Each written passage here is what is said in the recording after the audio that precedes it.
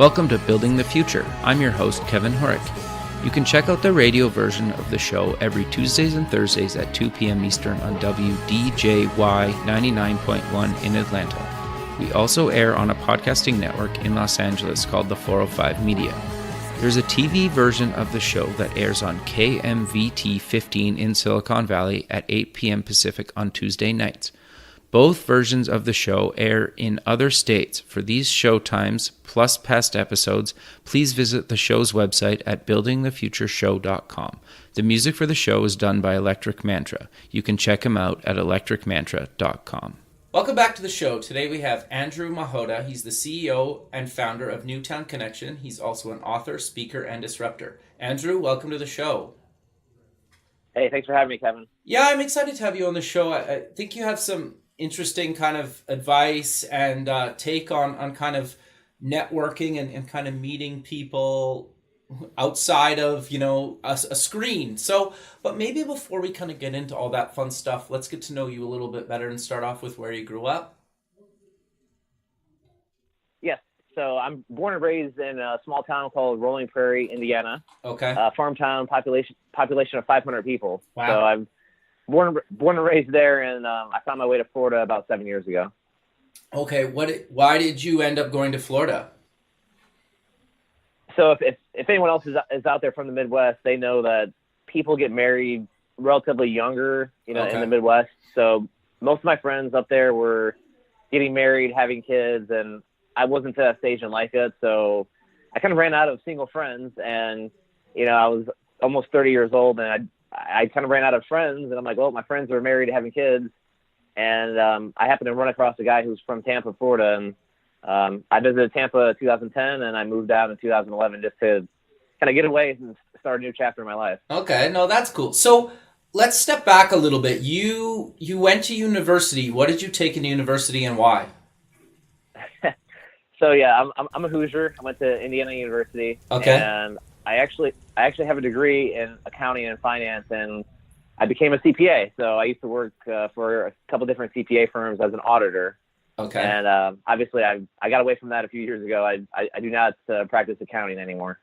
Okay, so walk me through your current career, because you're doing a ton of stuff right now, and how did you decide to kind of leave that space and kind of do what you're in now?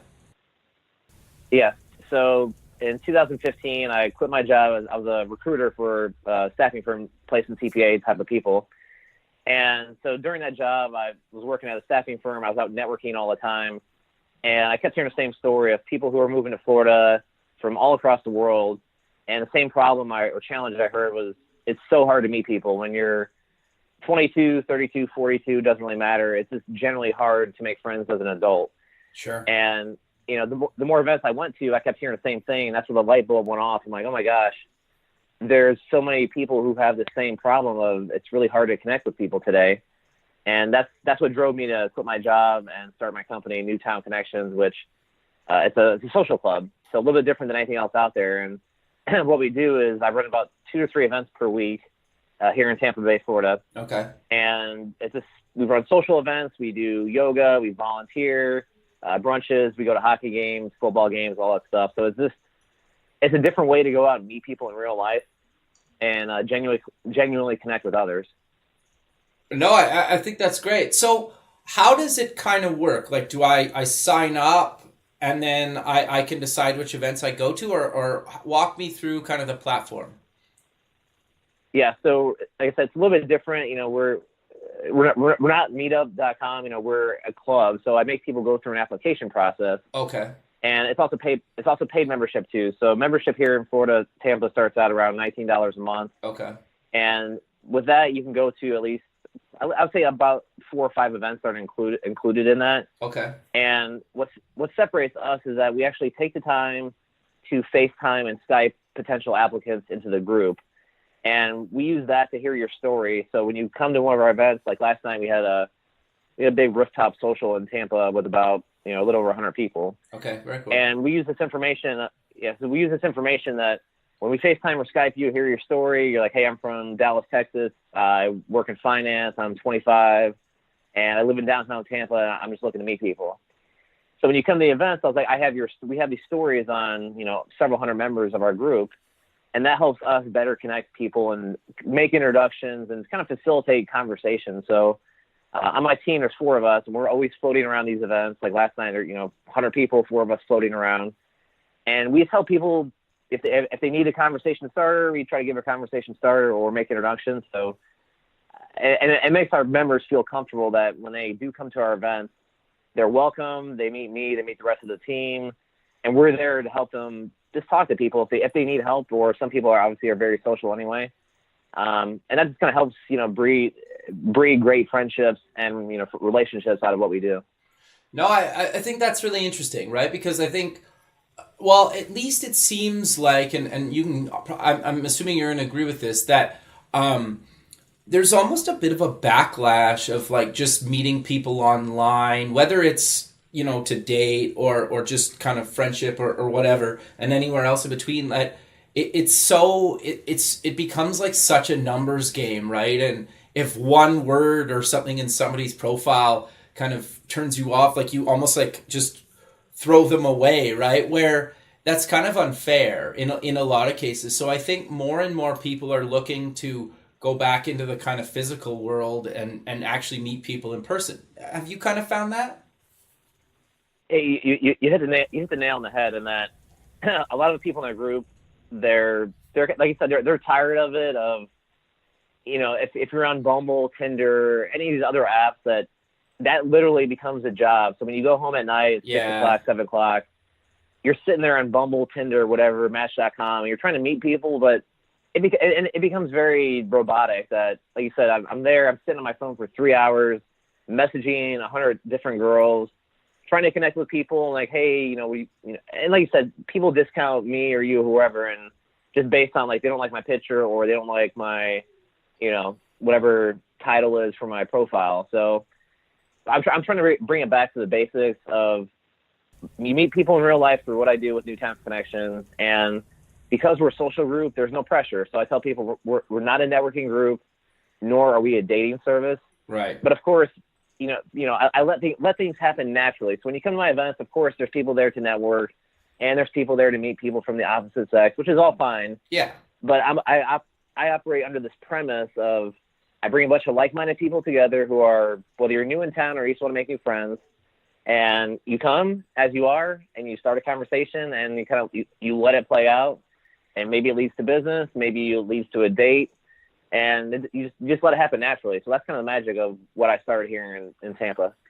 No, I think that's great. Are you looking to expand into other markets, or are you just kind of staying in the Tampa area? Yeah, so the vision, I have a contact over in Dallas, Texas, so we're targeting to launch Dallas in about 2 to 3 months right now. And really the vision of Newtown Connections is this should be in every major city. I don't care, in the U.S., around the world. It needs to be in every city where, if you're in Chicago, San Diego, New York City, wherever, again, I'm sure the same problem exists. If I graduate college or I leave my job and I move to New York City, I face the same issue of, great, I just moved to Manhattan, I have a job, and where do I go to meet people? And so that's the vision, is as we continue to grow. We're only 2.5 years old, so we're still in that growth stage. Is to take this to other markets. And the trick for me is I need to find other people who believe in what we do and say, you know what, I would love to be, a host. I'm kind of looking for hosts or event organizers in other cities to help Newtown grow. Because that's my contact in Dallas. She's been in event planning for 10 years plus. So she's in Dallas, kind of helping set up some of these events. And like I said, we're looking to target start there, and most likely later April, early May. Sure. And then obviously as this thing grows into other cities, then maybe if you're traveling for business or whatever, you could potentially go to one of those events, if you have a night off or something in a city that you don't live in, right? Just why not, right?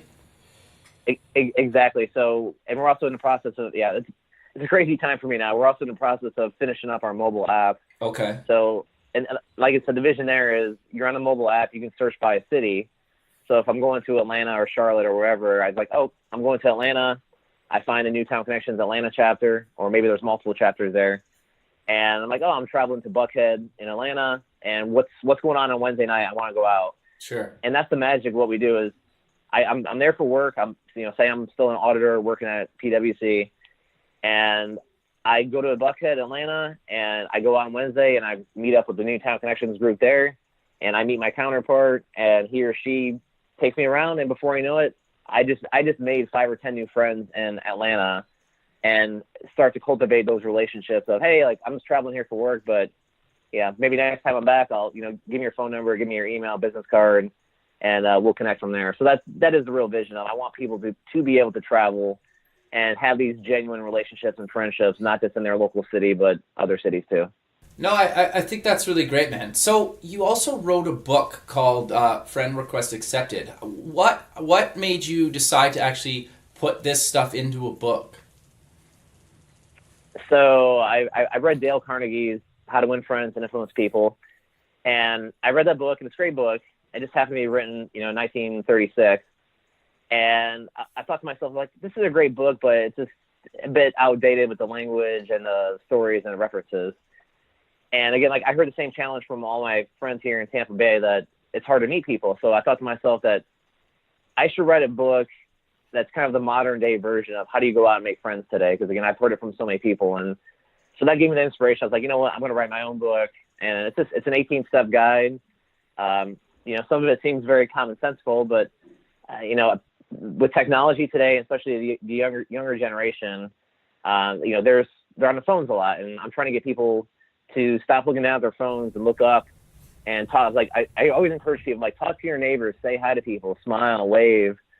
Again, it seems very common sense. Like, well, yeah, shouldn't you smile and shouldn't you wave to people and say hi? But in this world we live in today, people, they get social anxiety, and it's much easier to look down at my phone and text people and not make eye contact when, I'm trying to get back to that stage of just be nice, be genuine, just talk to people in real life. Sure. So I obviously, like, we want people to go check out the book, but maybe walk me through a few other things that you kind of cover in the book. Yeah. So the first step is you have to find your happiness. So that's step 1 in my book of how do you go out and make friends today. So I think a lot of us get lost, and even myself included, that when I graduate college, that I have a degree in accounting and finance, and I have to become a CPA because that's just what I have a degree in. And I think a lot of us, we go through those motions of, okay, I have a degree in marketing, engineering, or whatever, and I must have a job in that field because I went to college for it, right? So first step there is, hey, if you have a degree in whatever, it doesn't matter. Like, go find what makes you happy, because if you're happy, then you're going to attract other people who are happy, and you're going to have this positive energy, and really it's just going to be a transformation of, you as a person versus, well, I have a job and I go to work and I go to the gym and I go through the motions 5 days a week, and then I live for the weekends. So I try to tell people, like, look, don't just live for the weekend. Life is short. Go out there and be happy. Do whatever you want to do. And, whether you want to start a business or be an entrepreneur or do whatever, volunteer, start a not-for-profit, it doesn't really matter.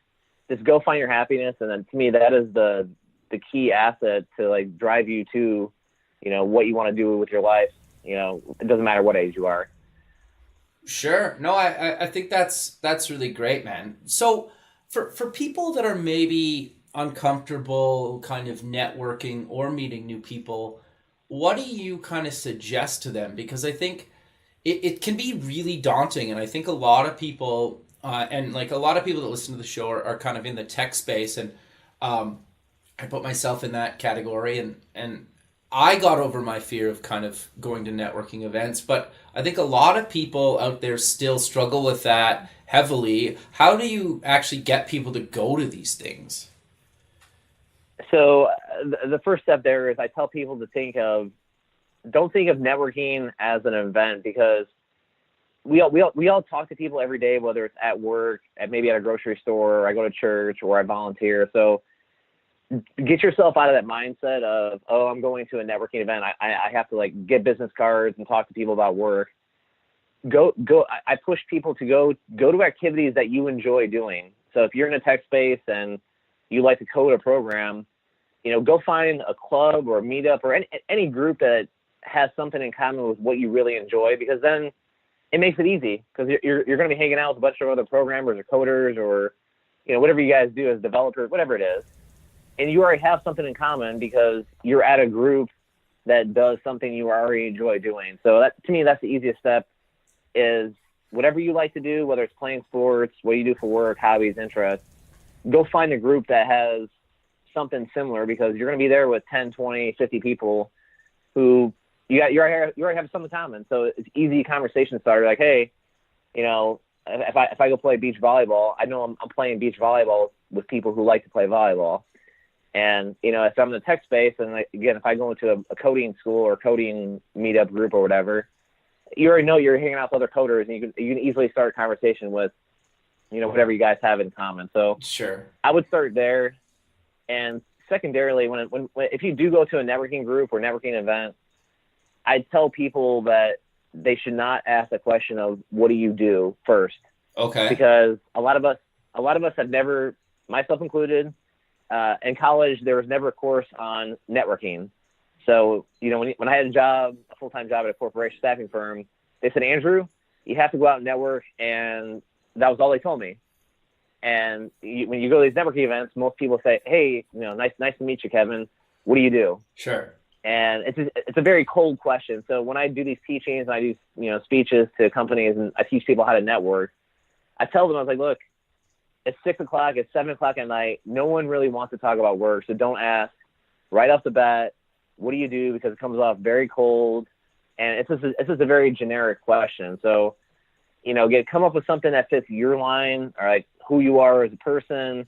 Maybe it's your first time here. And I throw things up in the air to kind of start a conversation. If I just meet you, I was like, hey, Kevin, this is my first time here. I don't know anyone. And maybe it's your 10th time here. You're like, oh my gosh, Andrew, it's your first time here. Let me introduce you to a few people. So, oh, interesting. Okay. Don't be afraid to throw things out there and hope some of it sticks where you say it's my first event or I don't know anyone. And hopefully, when you talk to people and you throw these things out there that someone grabs onto and says, oh my gosh, it's your first time here. And especially if you talk to the host of the event, right. The host always wants people to come back and maybe join the club or be a member. So if you throw this out there to the universe and says, oh my God, it's my first event. I don't know anyone. Can you give me a few introductions? And hopefully you'll run across that person or two that says, oh yeah, I'd love to help you. I've been here 5 times. I've been here 10 times. I love this group. Let me give you a few introductions. So you throw that out there hey, can you give me a few introductions?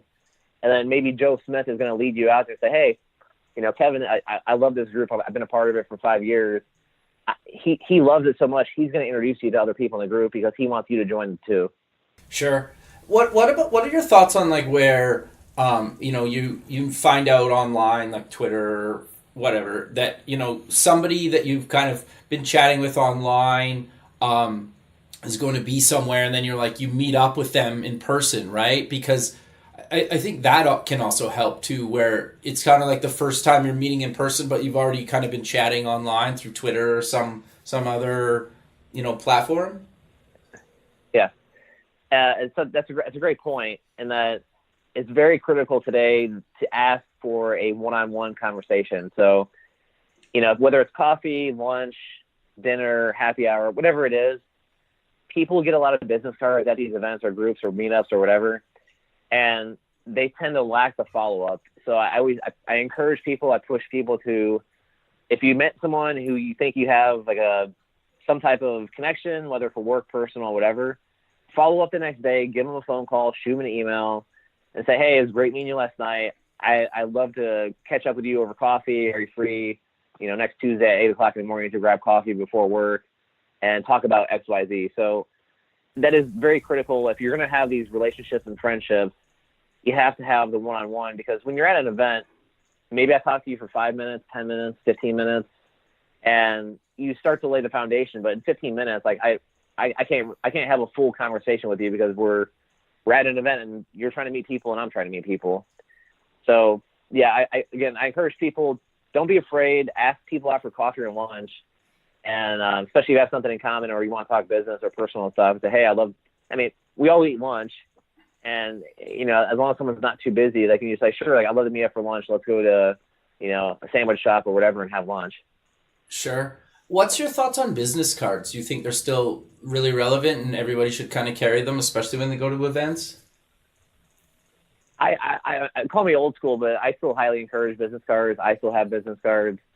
Some people that they like the digital business cards, which is fine. Or even I notice myself that when I'm out there, and some people take a picture of my business card, and then they have that. There's an app or two out there that if you take a picture of your business card, then it'll scan all that information and send it out. So again, call me old school. I still network a lot, and I still, at least here in Florida, I still see a lot of people who have the regular business cards. I'm sure someday down the road that it will just be digital, but I think people still like to, give. I'm still giving you something, so it kind of feels good that I'm giving you my business card versus like, hey, this, I'm on an app and let's connect via an app. So again, call me old school, but at least here in Florida, I think a lot of people still use business cards, which to me, it's still a good way to go on, get your information out there. Yeah, no, I agree. I think it makes sense to have them around. And if somebody wants to connect with you on Facebook or LinkedIn or Twitter or something, you can exchange information that way. But it's still nice to be able to give somebody something if they're quick, or if there's a few people talking, it's easier just to hand out 3 or 4 of them to a group of people if somebody's leaving. So I think that's also really good advice. But I'm curious, what else can people do to kind of get over their fear of kind of networking? That's a great question. It's hard. To me, it's literally taking a deep breath and walking through the front door, and not. It's easier said than done. I understand that, like, you can't have the fear, but you got to put yourself out there, and again, start slow. Start with groups that you're familiar with or comfortable with, and it's like practice. That if I want to be a great tennis player, I have to practice every single day, 3 hours a day, go out and practice, and then eventually I'll be a great tennis player. If you want to be a great networker, you have to start out somewhere, or just even talking to people. That you have to go out and meet people. Like, whether, again, like I said, go to church, volunteer, do something you enjoy doing, so just you're around other people, and just it's practicing the art of conversation. Because again, it doesn't matter where you're at church or you're volunteering for Habitat for Humanity, you have to be able to hold a conversation. It's very hard to make friends if all you talk about is work. You're like, well, hey, what do you do for work? Do you have a business card? And that's the end of the conversation. So practice, go try different things, and don't be afraid to walk through that front door. We live in this world where it's so easy to hide behind my phone, but at the same time, it's so difficult to genuinely connect with people just because I message you on an app. So again, if you want these genuine connections, to me, it happens in real life. You have to have that face-to-face interaction, and again, take that deep breath and say, you know what?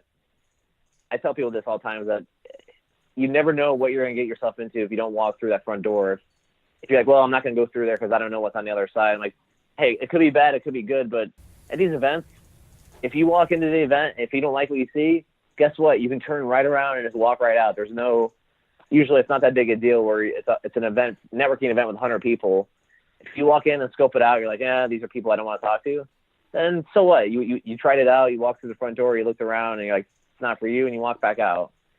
Yeah. So it's just having that mentality of you have nothing to lose, everything to gain, and just take a chance. Like, I mean, even for me moving to Florida, I went from being a CPA to running a social club and writing books, and I had to step far outside of my comfort zone of I sat behind a computer crunching numbers all day. And only until I moved to Florida, I was like, oh my gosh, my real calling in life is connecting people versus, working in Excel and writing financial reports. Sure.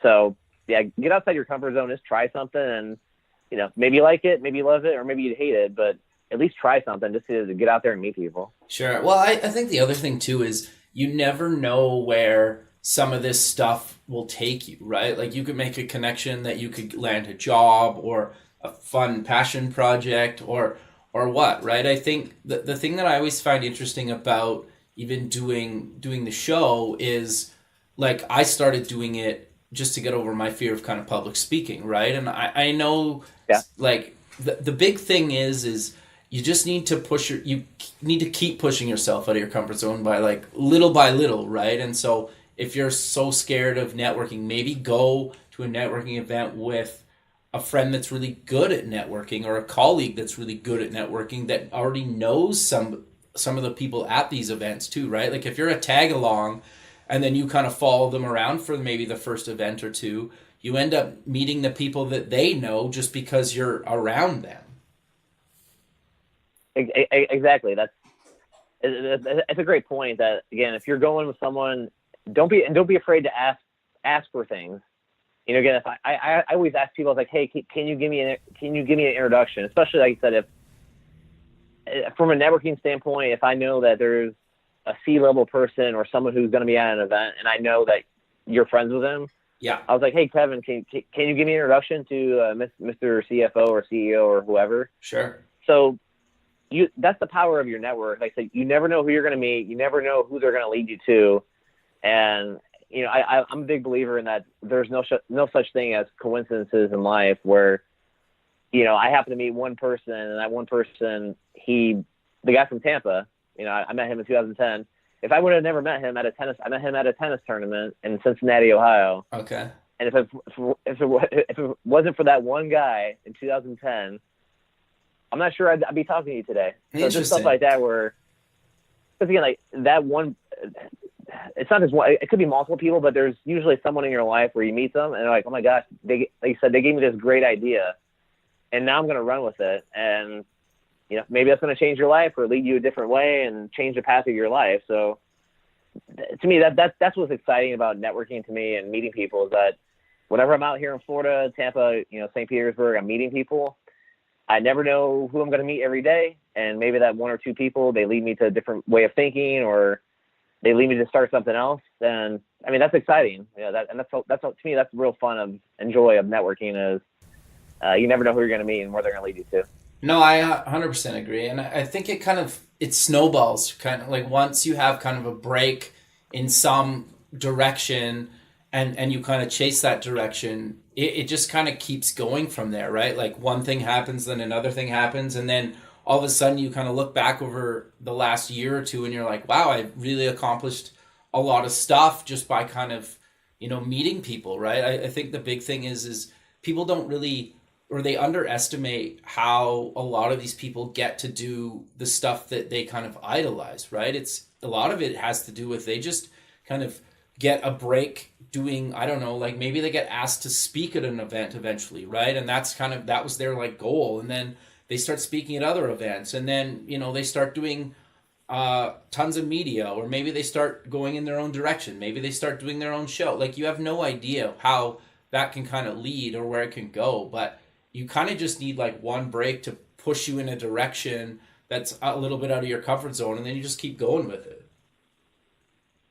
Exactly. So and like that, I'm a big believer in, if you surround yourself with other like-minded people who, you know, want to push themselves forward, be successful, that, you know, that's going to drive you forward in life too. And again, when you're out there networking, you're going to meet all these other people who are doing different things. And again, maybe they sparked, like I said, maybe they sparked that idea that you've never ever thought of, but you had that one conversation and you're like, oh my gosh, like that, the light bulb goes off in your head, and now you have this great idea. And again, that all starts with the conversation. That, again, it's so easy to text people and message people on social media today, but you know, you never know the chemistry until you go out to these events in person. And, you know, that's the whole fun of going out in real life, of, you know, spend 2 or 3 hours a week, you know, go out to challenge yourself to go out to like one event a week. And what's 2 or 3 hours of your life to go out to one event a week, and maybe you met 2 people, maybe you met 5 people, maybe you met 10 people, but like you said, you never know who you're going to meet, and maybe that one of those people, one of those persons, leads you to go do something that you never ever thought of. Which, again, that's why I'm here today. And that if you would have asked me 7 years ago that I'd be sitting here talking to you on a radio show, after writing a book and starting a social club, I probably would have laughed very hard. Said that's crazy. Like I'm a CPA. I'm not going to be running a social club and writing books. And sure. And here I am today. So that's just a crazy part of life. you have to go with life, and wherever life leads you, just kind of grab the reins and go for a ride. No, I totally agree. You also do, or you've kind of mentioned that you do some speaking events, and obviously you talk on the stuff we've covered already, but you also do speaking on time management, correct? Yes. I'm curious to know, what tips do you give people for kind of time management? Because I think we can all benefit from that. Yeah. So it's funny. My friend Rachel, she runs a fintech company, and I did a speech with her last week. Okay. And so it was a great point that she goes, she's another millennial CEO. She's 27, has, runs a multi-million-dollar company. Wow. And I was like, I asked her the same question. I was like, Rachel, how do you do time management? She goes, focus on what moves the needle every day. So I was like, what, that is a great point, that when you think about all these distractions we have in our day-to-day life, that I get 500 emails, I get people, message me on social media. What am I truly focusing on every day? Like I could spend my entire day just answering emails, or I could actually focus on what moves the needle. And obviously, your needle is different than my needle, and Sure. everyone else. Like I know what I want to do, and you know what you want to do. So it's really having that laser focus, that I know what I want to do with my life. I know what I'm working towards. I have my goals. I have my vision. I need to focus on that, and not succumb to all these distractions of, email will always be there. I'm like, yes, I sift through my emails to see what's important that I have to respond to, but it's just really, I plan my day out. I wake up early. I'm a big believer in meditation as well, that, maybe every morning at 6:00 in the morning, I'll meditate for 10 or 15 minutes just to focus on the task on hand for the day. And, again, I always ask myself, what do I want to accomplish today? So when I go to bed at 11 or 12, I can look back at the day and say, hey, I really did something today. I accomplished what I wanted to accomplish. So it's planning your day out, knowing what you want to accomplish, and just doing it. And that, again, it's easier said than done, I know, but try not to be distracted by all these things we have, that the messages, the emails, the text, all that stuff. It's a time killer. I mean, literally, if you think about it, how much time you spend every day, trolling Facebook, Instagram, Snapchat, LinkedIn, whatever. Mm-hmm. You're like, oh my gosh, I wasted an hour or 2 hours of my life every day trolling stuff on social media. It's just, that adds up so quickly. If you think that's an extra 10 hours a week or more, that what else can you do with 10 hours in a week and beyond? And that's really the manifestation of how you become more productive. Is, social media will always be there. I'm like, there's no need. I'd rather live my life out in real life than, on Facebook. Because in Facebook, Instagram, all that stuff, I can sit there and troll people all day, but again, what's the point of just sitting there on social media when I can be out meeting people in real life? Yeah, okay, that's interesting. I think the other thing too is, I also find cutting back on watching TV. If you think about how much time people spend watching Netflix in the evenings or on the weekends, if you even just cut out an hour or two maybe on the weekends of watching TV, or mind this kind of entertainment sometimes, and actually focus on your future, doing whatever you want to do, or writing, or whatever, it doesn't really matter. You'd be surprised at how fast that time can add up, and you look back in 6 months, and if you take an hour a week or an hour every 2 weeks, and you multiply that by 6 months, that's a lot of time that you put into something, right? And it's part-time, and it doesn't feel like it's taking over your life. Again, you're spot on that.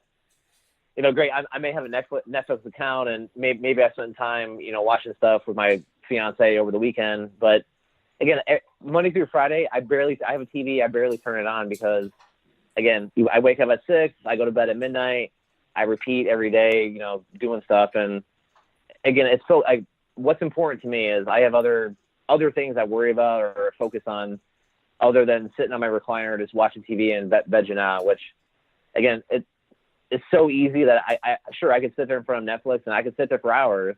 Yeah. And I can order from Amazon. This is a challenge as a society we live in today. I don't really have to leave my apartment. I can order food, I can order groceries, I can order anything from Amazon or whatever. I can watch TV. I have high-speed internet. What's motivating me to actually leave my apartment and actually go have social interactions?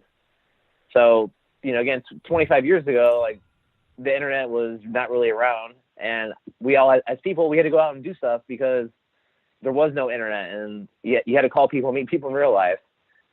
So that's the stuff I try to bring back to the basics of put down your phone, focus on the task at hand, and again, have some real conversations with people to get out there, because it's so funny that every day, I'm not sure if you see it too, but I feel like every day there's articles on how people are really lonely today. Yeah. That as a society, we think we are so super connected because of technology, but it's really the inverse, that we're so lonely because of technology, that again, we're all on social media. I have 5,000 friends on Facebook, yay for me.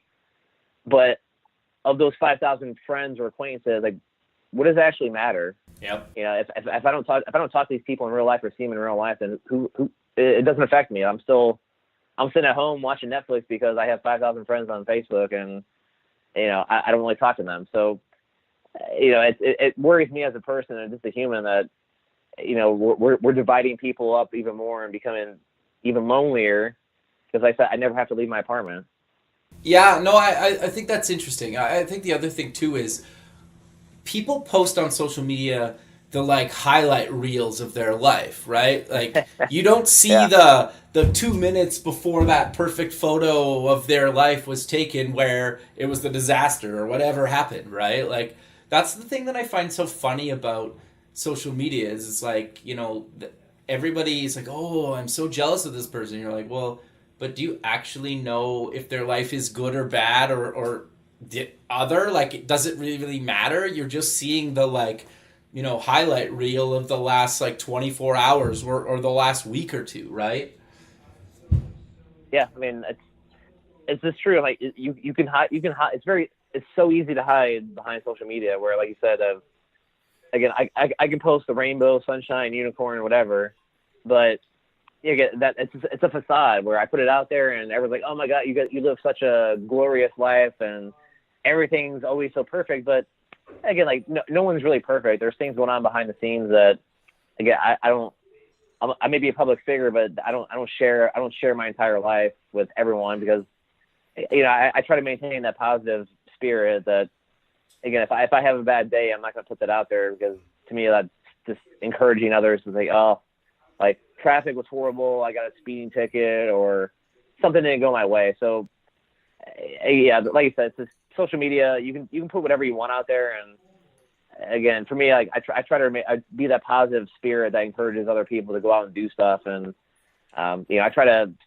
refrain from any negativity of, especially with politics today. It's such a divisive, it's just a time we live in where, it's either black or white. There's no gray. I'm like, well, like, to me, at the end of the day, like, we're all Americans. I prefer to live in a society that, has safety, protection, and, we have jobs and health insurance and all that stuff. So, it's just it's an interesting time to be living here in America, where it's just, I know people, I believe in good, I believe in the good of all people, but again, it's just easier to, on social media, people can post all this stuff, and they can be bullies, they can be negative, and they don't really ever have to leave their house to confront people in real life. No, that's an interesting point, and you're right. Like it's easier to put out like positive than negative, right? Because there's clearly a bunch of negative things happening kind of in the world, right? And if you can put out some positive thing or help, in your own community, kind of with what you're doing with your events and whatnot, I think that's really great. But you also help people publish their books. Walk us through kind of how you help people do that. Yes. So my book, it's on Amazon. It's self-published. So it's been published through another company that I own. Okay. So here in Tampa Bay, I have other entrepreneur friends who are either in the process of writing books or have written books.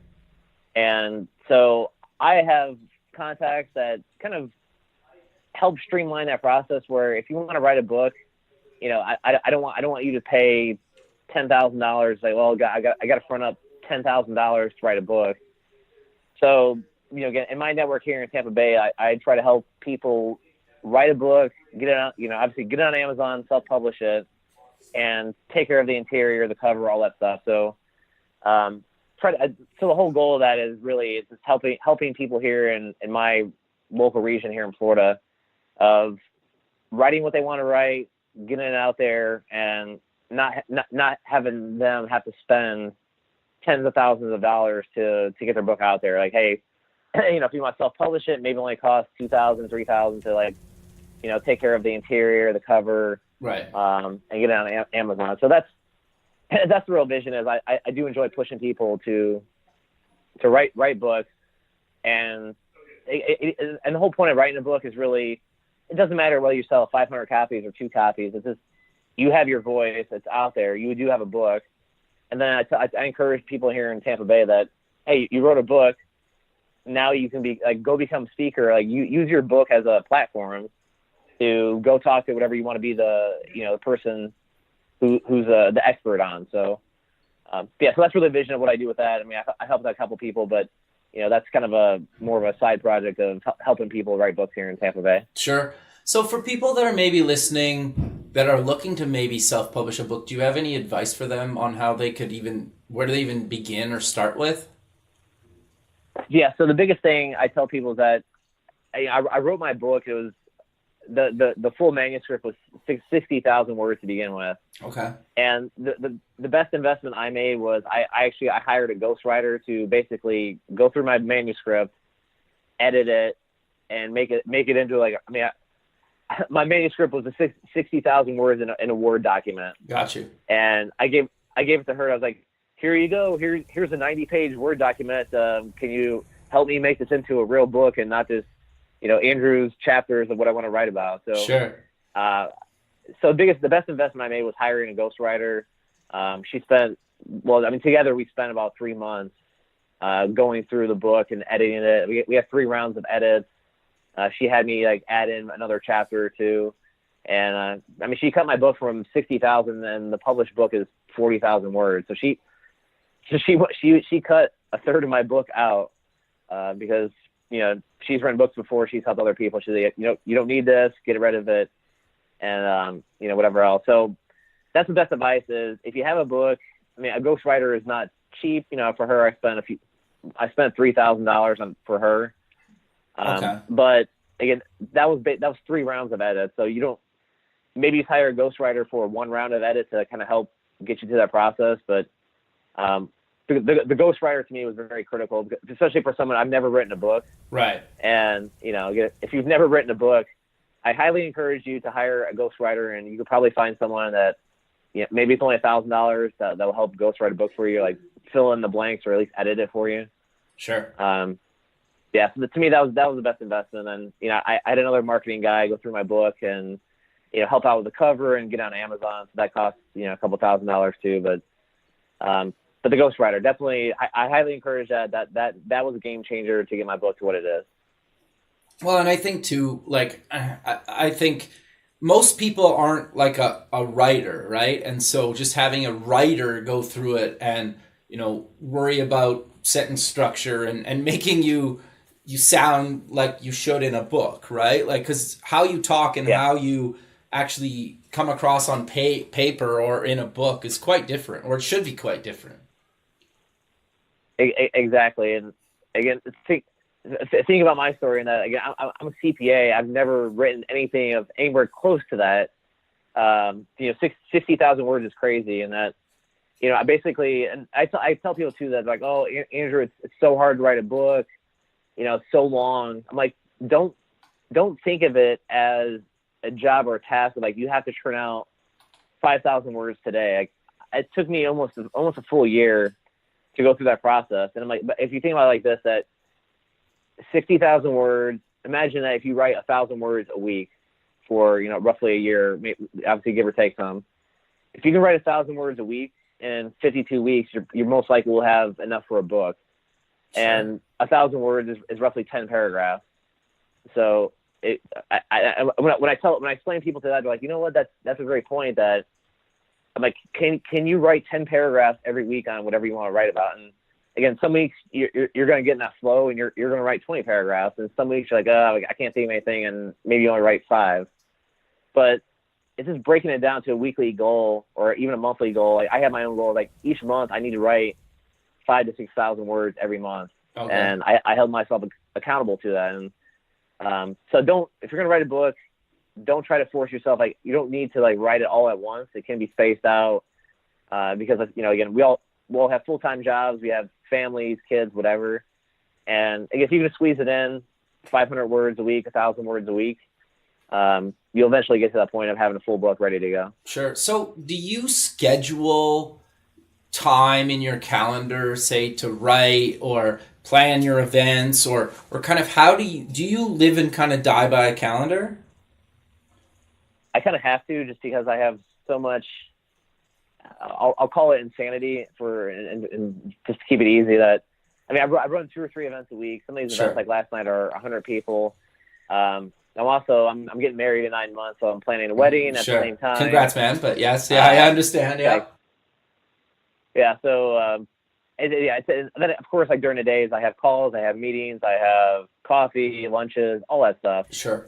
And I swear, I wake up at 6. I go to the gym, work out, and I feel like I blink and the day's already over. It's like, oh, it's 7 o'clock at night. I'm like, where the heck has the day gone? So it's just, if I don't have my calendar, it's so hard to keep track of what's going on. And at least I can plan better and figure out what events are worth my time, because that's time is something people don't really cherish. I think, in that you can't get time back. Right. You can spend money on whatever, but once you burn through your day, you don't get that day back. It's you have 12 hours or 15 hours to do whatever in a day, and to me, time is the most valuable asset we have every single day. So use it wisely. I always tell people, don't waste it on stupid stuff. Again, if you're going to go to events, make sure they're good events that fit what you want to do, and spend it with people you want to spend it with. Don't just go through the motions and spend it with people that kind of hanging out in this good time Charlie. Like, yep, I go to the same bar and I'm hanging out with my friend John Smith every week, and it's the same stuff. I'm like, break that routine. Go do something different, and go live the life you want to live. And it's just getting out of that routine, the motions, and take a chance. Like I said, just go out there and meet some people today, and you never know what will happen. Sure. But Andrew, we're coming to the end of the show, so maybe let's close with mentioning where people can get more information about yourself, Newtown Connections, your speaking events, and your book. Yeah. So my name is spelled, my last name is spelled Machota. So it looks like Machota, but it's pronounced Machota. So my website is just andrewmachota.com. I'm on Twitter, same handle, just first name, last name all together. Our company, the website for Newtown Connections is newtownconnections.com. We're also on Facebook. You can search Facebook Newtown Connections. So really, I'm on Instagram as well, but usually Facebook is probably the best place between me and Newtown Connections to search for us. The websites are great too, but yeah, Facebook is our main platform for social media today. Perfect, Andrew. Well, I really appreciate you taking the time in your day to be on the show, and I look forward to keeping in touch with you, and have a good rest of your day. Yeah, I appreciate it. You too, Kevin. Thanks, man. We'll talk soon. Okay, bye. Bye. Thanks for listening. Please visit the show's website at buildingthefutureshow.com. Also check us out on Facebook at Building the Future Show, and follow us on Twitter at Building Show. The music for the show is done by Electric Mantra. You can check him out at electricmantra.com, and keep building the future.